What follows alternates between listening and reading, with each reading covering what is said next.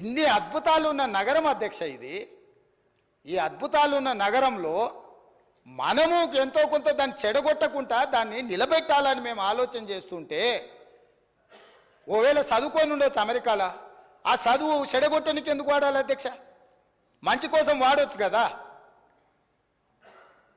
ఇప్పుడు మనకు ఒకవేళ చదువు ఉంది, అవగాహన ఉంది, ఏదైనా ఉందా అనుకోండి అధ్యక్ష, మీకు చిన్న మాట చెప్తా అధ్యక్ష.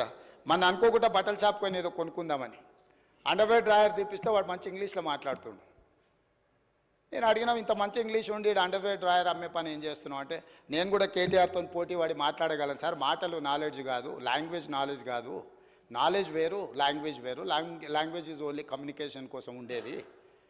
అంటే నీలాకి ఇంగ్లీష్ వచ్చిన వాళ్ళు ఇక్కడ హోటల్లో ఫుడ్ ఆర్డర్ తీసుకున్నటోడు ఆడికి పోతే నీలాగానే ఇంగ్లీష్ మాట్లాడుతూ ఉంటాడు. మేము ఎప్పుడైనా కొంచెం మంచి హోటల్కి పోతే వాడు వచ్చి మెనూ ఇచ్చేసి మంచి ఇంగ్లీష్లో మాట్లాడతాడు అధ్యక్ష.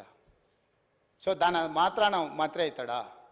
అవగాహన చెయ్యాలన్న ఉద్దేశము, ప్రజల ఆమోదం ఉంటే నాయకులమవుతాం అధ్యక్ష. ఆశపడితేనో ఎదురుగున్నోళ్ళను అవహేళన చేసినట్టు మాట్లాడితేనో కుదరదు అధ్యక్ష. కాబట్టి ఈరోజు అంతెందుకు అధ్యక్ష, నేను సూటిగా ఒక మాట ఈ వేదిక మీద నుంచి చంద్రశేఖరరావు గారిని, రామారావు గారిని అడుగుతున్నా. ఇప్పుడు గజ్వేల్కు మిషన్ భగీరథలు నీళ్ళు ఇచ్చిండని అన్నాడుగా అధ్యక్ష. నేను ఇవాళ సవాల్ చేస్తున్న అధ్యక్ష, శ్రీపాద ఎల్లంపల్లి నుంచి హైదరాబాద్కు తీసుకొస్తున్న మెయిన్ ట్రంక్ లైన్కు బొక్క కొట్టి కాంగ్రెస్ వేసిన ట్రంక్ లైన్ నుంచి గజ్వేల్కు తాగనికే నీళ్ళు ఇచ్చిండు అధ్యక్ష. ఇప్పుడు పోదంపా, నేను చూపిస్తా. నీ గజ్వేల్కి ఇచ్చిన నీళ్లు కూడా కాంగ్రెస్ పార్టీ వేసిన శ్రీపాద ఎల్లంపల్లి నుంచి హైదరాబాద్ నగరానికి తరలించిన గోదావరి జలాల నుంచి బొక్కగొట్టి తీసుకుపోయి ఆయన గొప్పలు చెప్తాడు అధ్యక్ష. ఈ గొప్పలని ఎవడైతే అధ్యక్ష, వాళ్ళ భజన చేసేటోళ్ళకో లేకపోతే వాళ్ళ బానిసలకో చెప్పాలి. మాకేంది అధ్యక్ష చెప్పేది?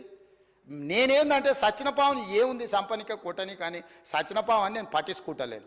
కాకపోతే ఏమవుతుందంటే అబద్ధాలు అడ్డగోలుగా మాట్లాడి దాన్ని ఏదో నమ్మించాలనే ప్రయత్నం చేస్తున్నారు అధ్యక్ష. అందుకే ఇవాళ దానం నాగేందర్ గారు మాట్లాడినారు అధ్యక్ష. 30 ఏండ్ల నుంచి వారు ప్రజాప్రతినిధి, నాకు తెలిసి మీకు కూడా తెలుసు. ఈ నగరంలో ప్రతి సందు తెలిసినోడు, నగరంలో ప్రతి సమస్య తెలిసినోడు, ఈ నగరం నుంచి మంత్రిగా పనిచేసినోడు, పార్టీ అధ్యక్షుడిగా పనిచేసినోడు, జాతీయ స్థాయిలో ఈ నగరానికి ఏం అవసరం ఉందో గుర్తించినోడు. మీరు అవకాశం ఇచ్చారు, ఆయన మాట్లాడితే తప్పేముంది అధ్యక్ష? ఈ సభలో ఏ సభ్యుడైనా తమరు అనుమతి ఇచ్చినప్పుడు తమ ప్రాంతానికి సంబంధించిన సమస్యల మీద మాట్లాడతారు అధ్యక్ష.